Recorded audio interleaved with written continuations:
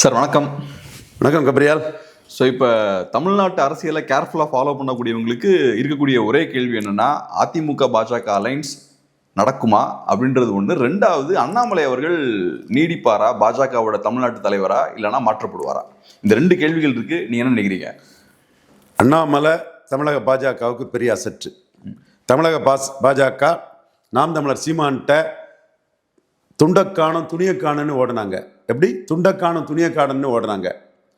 RK நகர் La Ganesan G, H ராஜா, பொன் ராதாகிருஷ்ணன், தமிழிசை, வானதி சீனிவாசன் 5 வரையும் சீமான் ஒத்தாளன்னு அடித்து தகர்த்து மேலே ஏறினார். உண்மைதான், டேட்டா இதுதான். அடுத்தால 2019 திமுக அதிமுக ஊழல்னு சொல்லிக்கிட்டு அதிமுக கூட போனதும் சீமான் தனியாக நின்று ஏறினார்.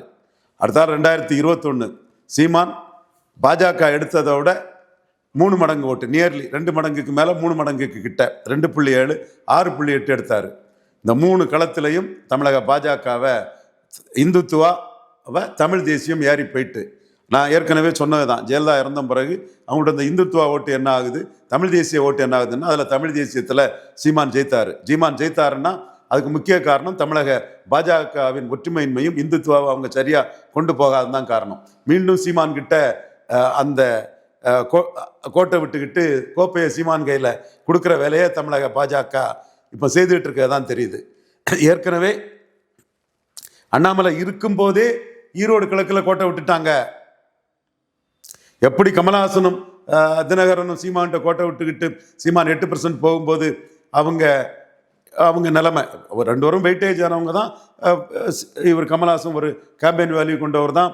திருமாவளவனும் இவர் ரவிக்குமாரும் எங்கள் வெற்றிக்கு நீங்கள் காரணம் நன்றி தெரிவிக்கிறாங்க. அவங்களுக்கு வேல்யூவை நான் மதிக்கிறேன்.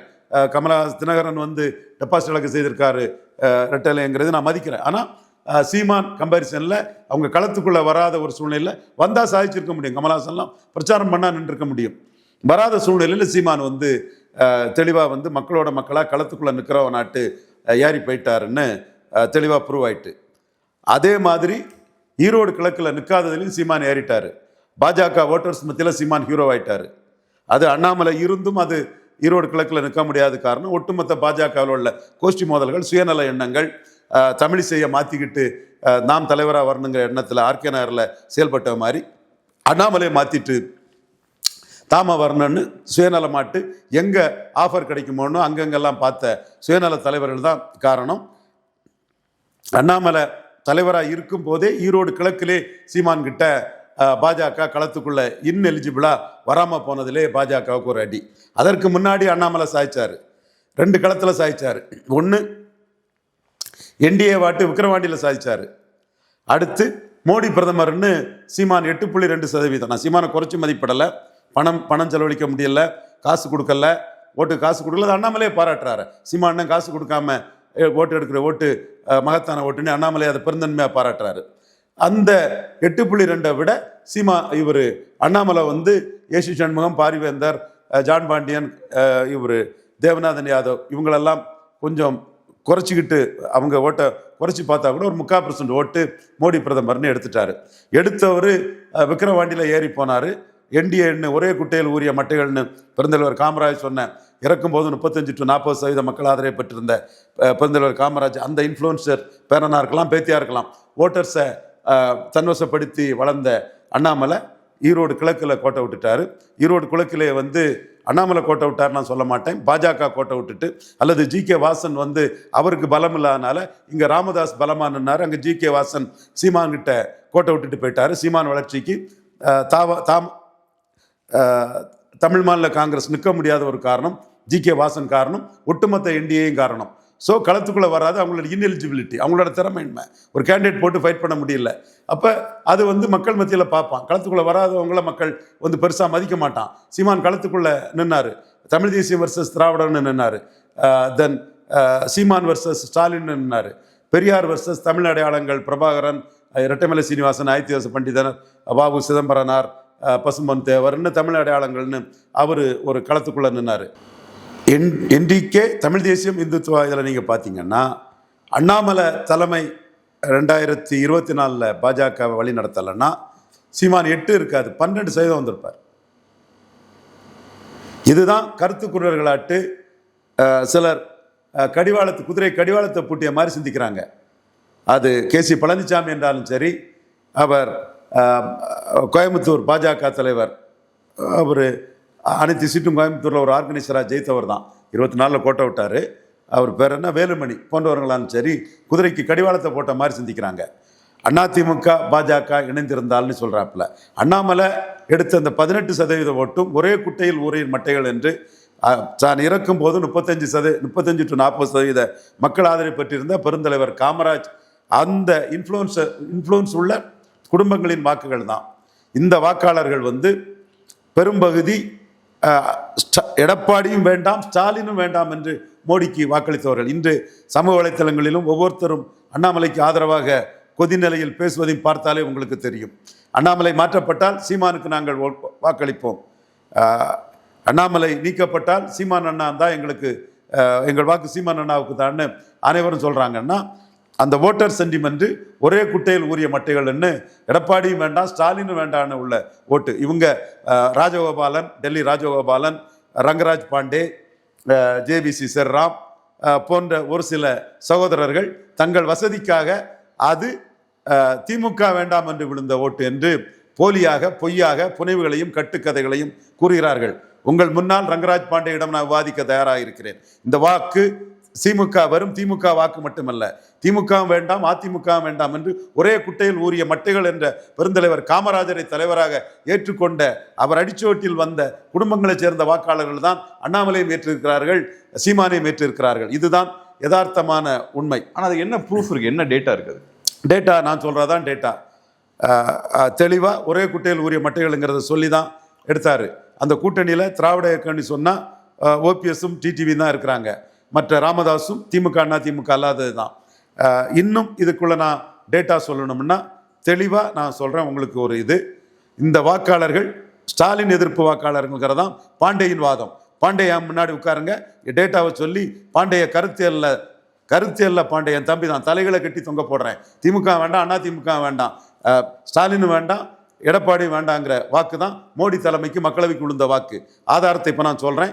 உங்களுக்கு மட்டுமில்லை, பாண்டேக்கு, ராஜகோபாலன்களுக்கு, ஜேவிசி செர்ராம்களுக்கு, இன்னும் இதையே ஒத்து உதக்கூடிய ஒரு சில கேசிபி போன்றவர்களுக்கு எல்லாருக்குமே இந்த ஆதாரம் தெளிவாக இருக்கும். 2014ஆம் ஆண்டு 19% வாக்கு என்டிஏ எடுத்தாங்க. தேமுதிக, மதிமுக, தென் பாமக, ஈஸ்வரன் அண்ணன் எல்லாம் சேர்ந்து 19% வாக்கு எடுத்தாங்க. இந்த 19% வாக்கு எடுக்கும் போது திமுக கழகம் எடுத்தது 27% தான். திமுகவும் காங்கிரஸும் சேர்ந்த பிறகு அவங்களோட பலம் 30 தான் வரணும். டேட்டாவை எடுத்து பாருங்க. 40% பலத்தில் அவங்க வந்தாங்க. 2014 45% வாக்கெடுத்த ஜெயலலிதா அம்மையார் 41% குறைஞ்சிட்டாங்க, 4% குறைஞ்சிட்டாங்க. ஆனால் 2016 திமுக அணி 10% குறைஞ்சிருக்குது. ஜெயலலிதா அம்மையார் எடுத்த மோடியா லேடியா என்று கேட்டு எடுத்த அந்த டைமில் எடுத்த கிறிஸ்தவ முஸ்லீம் வாக்கள் 4% திமுக காங்கிரஸ் காம்பினேஷனுக்கு வந்திருக்கும் என்றால் மீதி 6% வாக்கு எங்கேருந்து வந்தது? அந்த வாக்கு திமுக வேண்டாம் அண்ணா திமுக வேண்டாம்னு நினைச்சு விழுந்த வாக்கு என்பதனால்தான் திமுகவுக்கே 6%, 6 to 7% மோடி வாக்குகள் 2016 போயிருக்கிறது. இதே ரங்கராஜ் பாண்டே மறக்க முடியுமா? அறிவு நாணயம் இருந்தால் அவர் இதை ஒப்புக்கொள்வார். டெல்லி ராஜகோபாலனுக்கு அறிவு நாணயம் இருந்தால் ஒப்புக்கொள்வார். ஜேவிசி செர்ராமுக்கு அறிவு நாணயம் இருந்தால் ஒப்புக்கொள்வார். சுமன் ஸ்ரீராமனுக்கு அறிவு நாணயம் இருந்தால் ஒப்புக்கொள்வார். நீங்கள் சொல்வதுதான் அரசியல் என்று பொய்யையும் புரட்டையும் டேட்டா இல்லாமல் பேசிக்கொண்டு யாரும் தெரியக்கூடாது. கேசி பழனிசாமி இதை ஒப்புக்கொள்வார். நான் ஆதாரத்தோடு கூறுகிறேன். எப்படி 10% உயர்ந்த திமுகவுக்கு எங்கிருந்து வாக்கு வந்தது? ஆந்திராவில் இருந்து வந்ததா, கேரளாவில் இருந்து வந்ததா? ஜெயலலிதாவிடமிருந்து 4% வந்திருக்கிறது. சீமான் 1% எடுத்திருக்கிறார். என்டிஏ 19% எடுத்தவர்கள் எல்லாம் சேர்ந்து 12% எடுத்திருக்கிறாங்க. 7% வாக்கு என்டிஏ இழந்திருக்குது. ஜெயலலிதா 4% வாக்கு இழந்திருக்காங்க. 11% வாக்கு இழப்பு. அந்த 11% வாக்குல சீமான் 1% தான் எடுத்திருக்கிறாரு. வீரப்பன் கொள்ளக்காரனா கருணாநிதி ஜெயலலிதா என்ன பேருன்னு உயிரோடு இருக்கும்போது போல்டா வந்தாரு. அந்த போல்ட்னஸ் தான் அவரை இன்னைக்கும் வளர்த்துட்டு இருக்குது. அந்த துணிச்சல் தான் தனிச்சுன்னு கூடிய அந்த துணிச்சல் தான் இன்னும் வளர்த்துட்டு இருக்குது. இதையும் ரங்கராஜ் பாண்டேக்கும், ஜேவி ஸ்ரீராமுக்கும், டெல்லி ராஜகோபாலனுக்கும், சேஷாத்திரிகளுக்கும் இன்னும் சொல்றேன். சீமான் தனிச்சு நிற்கிறனால தான் இன்னும் வளர்ந்துட்டு இருக்காரு. 26 எடப்பாடி பழனிசாமியை தட்டி தூக்கிட்டு மேல வளருவார். அந்த உதாரணத்தை உங்களுக்கு சொல்ல தயாரா இருக்கு. யார் வேணாலும் என் கூட உட்காருங்க, நான் இதான் சொல்றேன். இப்ப புரியுதா உங்களுக்கு? ரைட். அப்ப அது திமுக எதிர்ப்போட்டுங்கிற அந்த புள்ளிக்குள்ள ஒரு குடுவைக்குள்ள அடைக்க முடைக்கிறாங்கல்ல, இது அயோக்கியத்தனம், அறிவு நாணயமற்ற செயல், ஆதாரமற்ற செயல், டேட்டா அற்ற செயல். நான் என்ன பார்க்கிறேன்னா, அந்த வாக்காளர்கள் சிறிய எண்ணிக்கை தமிழ் சமுதாயத்தை சேர்ந்தவர்கள். ஜெயலலிதாவின் கேடுகட்ட ஜாதி அரசியல், பாண்டேட்ட மோதிடுறேன், ஜெயலலிதா நடத்துனது கேடுகட்ட ஜாதி அரசியல். ஜாதி அரசியல் இல்லைன்னு பேசுவார் என் தம்பி பாண்டே. கேடுகட்ட அயோக்கியத்தனமான ஜாதி அரசியல். அந்த ஜாதி அரசியலுக்கு நாங்க கொடுத்த அடிதான் கல்ல இருக்கக்கூடிய ஜாதியை சேர சோழ பாண்டியர் தென்னிந்தியாவை ஆண்ட அரச மரபர்கள் எங்கள்கிட்ட சரண்டர் அடைஞ்சாரு. சேலம் மணிகண்டன் உங்க பாசு கிட்ட சொல்லுங்க நீங்க சரண்டர் அடைஞ்சீங்க. பொங்கலூர் மணிகண்டன் உங்க பாசு கிட்ட சொல்லுங்க நீங்க சரண்டர் அடைஞ்சீங்க. அந்த அந்த கேடுகட்ட ஜாதி அரசியலின் விளைவுதான் மோடிக்கு விழுந்த சிறிய எண்ணிக்கை ஜாதிகள்.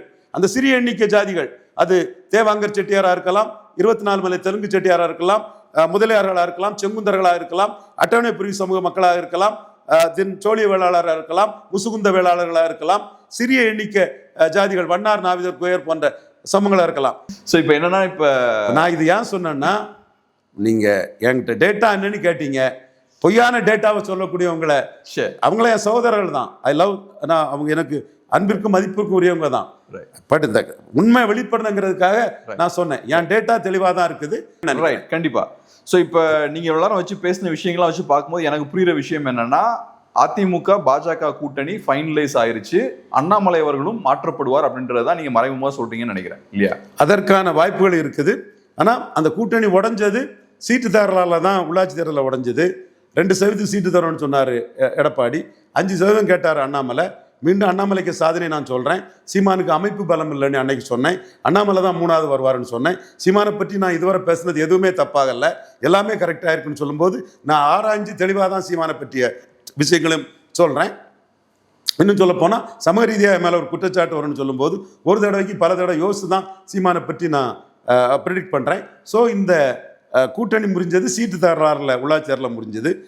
12 சீட்டு கேட்டார் அண்ணாமலை, 6 சீட்டு தான் தருவாருன்னாரு எடப்பாடி பழனிசாமி. சீட்டு தரலாக தான் முடிஞ்சது. இப்பவும் பாஜக எடப்பாடியின் பலம் 20%ங்கிறதான் கருத்தில் கொள்றாங்க. எடப்பாடி விக்கிரவாண்டியிலும் ஈரோடு கிழக்கிலும் களத்தில் நிற்காதனால பலகீனம் அடைஞ்சதாட்டும் அண்ணாமலை தெளிவாகவே சொல்றாரு. ஸோ எடப்பாடி பழனிசாமிக்கு கூட்டணிக்கும் ஆள் இல்லை. இந்த சூழ்நிலையில் இதெல்லாம் கருத்தில் கொண்டு தொகுதி பங்கீடு இருக்கணுங்கிறது தான் பாஜக தரப்பில் உள்ள கிளைமா இருக்க முடியும். ஸோ தொகுதி பங்கீட்டில் இந்த கூட்டணி தாக்கு பிடிக்குமா பிடிக்காதாங்கிறத பொறுத்திருந்து பார்ப்போம். ஸோ இப்போ அண்ணாமலை அவர்கள் மாற்றப்படுவதற்கான வாய்ப்பு அதிகம்னு சொல்றீங்க, இல்லையா? ஏன் நான் அதிகம்னு சொல்ல வரல, அதிகம்னு செய்திகள் பரவுது. நான் மாற்றப்பட மாட்டாருன்னு சொல்ல விரும்பல. அண்ணாமலையே வேண்டான்னு சொல்லிட்டாரு. ஆனால் அது முகாந்திரம் இருக்குன்னு நினைக்கிறீங்க?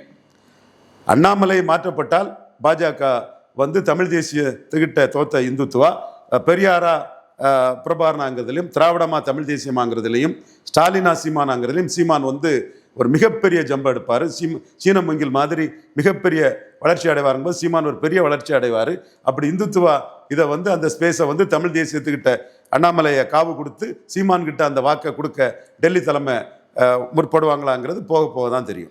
ஸோ இப்போ நம்ம லோக்சபா எலெக்ஷன் டேட்டா வச்சு பார்க்கும்போது ஏடிஎம்கே அலைன்ஸுக்கு ஏறக்குறைய ஒரு 21% ஓட்ஸ் இருக்குன்னு நினைக்கிறேன். அதே மாதிரி என்டிஏ எடுத்துக்கிட்டோம்னா 18. ஸோ இப்போ கணக்குப்படி பார்த்து 39 வரணும். அது அப்படி ஒர்க் ஆகாதுன்னு நினைக்கிறேன். ஒர்க் ஆகாது, 30 தான் வரும். ஒரு 9% அடிபட்டு போகும். ஏன் அப்படி நடக்கும் நினைக்கிறேன்? எடப்பாடி லீடர்ஷிப்புக்கும் எதிரான ஓட்டு தான் இந்த ஓட்டு. எடப்பாடிக்கும் எதிரான ஓட்டு தான் இந்த ஓட்டு. எல்லாரும் என்ன சொல்றாங்க, பார்லிமெண்ட் வேற அசம்பிளி வேறன்னு சொல்றாங்க. சரிப்பா, பார்லிமெண்ட் வேற அசம்பிளி வேற, டேட்டாவோட தான் பேசுறேன். கேசிபி பழனிசாமி உட்காரட்டு, பாண்டியும் உட்காரட்டு, நம்ம பேசிடலாம், பேசி ஒரு தீர்வுக்கு வந்துடலாம். பார்லிமெண்ட் வேற அசம்பிளி வேற தான். மோடி ஒரு பார்லிமெண்ட் கேண்டிடேட்டு, ஸ்டாலின் தன்னை முன்னிறுத்தினாலும் பிகைண்ட் ராகுல் இருக்காருன்னு எடுத்துக்குவோம். ஏன் விளவங்கோட்டில் 4வது போச்சு நாம் தமிழர் கீழே அதிமுக? ஏன் புதுச்சேரியில் 4வது போச்சு நாம் தமிழர் கீழே அதிமுக? ஏன் கன்னியாகுமரியில் 4வது போச்சு நாம் தமிழர் கீழே அதிமுக? ஏன் நாம் தமிழருக்கும் அதிமுகவுக்கும் பெரிய வித்தியாசம் திருநெல்வேலியில் இல்லை? ஏன் நாம் தமிழருக்கும் அதிமுகவுக்கும் ராமநாதபுரத்தில் பெரிய வித்தியாசம் இல்லை? ஏன் அதிமுக ஓட்டு யூனிஃபார்மா இல்லை? 10.5 கொடுத்தனால 38% வாக்கு சேலத்தில் எடுக்கக்கூடிய அதிமுக ஏன் திருநெல்வேலியில் 8% போகிறாங்க? ஏன் விழுப்புரத்துலேயும் சிதம்பரத்தில் 35-36% எடுக்கக்கூடிய அதிமுக ஏன் ராமநாதபுரத்தில் 9% போய் டெபாசிட் இழக்கிறாங்க? ஏன் தேனியில் 13% போய் டெபாசிட் இழக்கிறாங்க? ஸோ டைனாமிக்ஸ் எல்லாம் மாறி போச்சு. ஜெயலலிதா செத்து சசிகலா பவரை பிடிச்சதுமே ஜெயலலிதா படத்தை குப்பை கூடையில் தூக்கி போட்டுட்டான். இந்து பத்திரிகையில் எல்லாரும் பார்த்துருப்பீங்க. சும்மா இப்போ பொய்யை சொல்லிட்டு தெரியக்கூடாது, யாரும் பொய்யை சொல்லிட்டு தெரியக்கூடாது. ஹிண்டு பத்திரிகையில் வந்ததா இல்லையா? அப்போ எங்கே இருக்குது ஜெயலலிதா சென்டிமெண்ட்டு, எங்கே இருக்குது எம்ஜிஆர் சென்டிமெண்ட்டு, எங்கே இருக்குது ரெட்டால சென்டிமெண்ட்டு? ரெட்டால சென்டிமெண்ட்டுன்னா ஏன் சேலத்துக்கும் திருநெல்வேலிக்கு இந்த வித்தியாசம் இருக்குது. மக்கள் தலைவர் எம்ஜிஆர் காலத்தில் சேலத்துலேயும் 40 தான், திருநெல்வேலியும் 40 தான். செம்மலாண்டன் சேலத்தில் ஜெயிக்கிறாரு, பிஹெச் பாண்டியன் திருநெல்வேலி ஜெயிக்கிறாரு ஜெயலலிதா அம்மையார் காலத்தில். அப்போ இந்த டிஃப்ரென்ஸ் ஏன் வந்தது? கட்சியின் தன்மை போயிட்டு எடப்பாடி தலைமையில் 2 ஜாதி கட்சியாக மாறிட்டு பல சமூகங்கள் வெளியேறிட்டாங்க. இதுதான் யதார்த்த உண்மை நிலைமை. ஸோ 20+18ன்னா இந்த 18க்குள்ளே இருக்கிறதே இந்த 2 ஜாதி ஆதிக்கம் பிடிக்காத ஜாதிகள் தான், சிறிய எண்ணிக்கை ஜாதிகள் தான் அந்த 18க்குள்ளே இருக்குது. எடப்பாடி தலைமையை பிடிக்காத நாடார்களும் முக்குலத்தோர் தான் அந்த 18க்குள்ளே இருக்கிறாங்க. நீங்கள் நயனார் நாயந்திரன் தலைவராக கொண்டு வந்தாலும் நாடாரும் தேவேந்திர குல வேளாளரும் சீமான் பக்கம் போவாங்க. ஸோ முக்குலத்தோரும் பன்னீர்செல்வம் தினகரனுக்கு வெயிட்டேஜ் நயனார் கொடுப்பாங்களான்லாம் சொல்ல முடியாது. ஸோ இந்த 18க்குள்ளே இருக்க வாக்குகள் எடப்பாடி பழனிசாமியை ஏற்றுக்கொண்ட வாக்குகள் அல்லங்கிறதான் என்னோட வாதம். ஸோ இப்போ ஏடிஎம்கே பிஜேபி அலைன்ஸ் ஃபார்ம் ஆச்சுன்னா ஏடிஎம்கே கொங்கு பகுதிக்கு அதிக முக்கியத்துவம் கொடுக்குறாங்க, பிஜேபி சவுத்துக்கு முக்கியத்துவம் கொடுக்குறாங்க, நயனார் நாகேந்திரன்லாம் ப்ரொமோட் பண்ணுறாங்க. ஸோ அப்படி இருக்கும்போது பேலன்ஸ் ஆயிருமே சார். தலைவர் யாருன்னு முடிவாக இல்லையே சார். மேபி ஆனால் பேலன்ஸ் ஆகுமா? அது சர்ப்ரைஸாக கேண்டிடேட்டாக போடலாம், நயனாரை போடலாம், வானதியை போடலாம், தமிழிசையை போடலாம், சரத்குமாரை போடலாம், யாரை வேணாலும் போடலாம். நான் அதுக்குள்ளே வரல. திடீர்னு யாருமே இல்லாத புதுமுகத்தை கூட போடலாம்.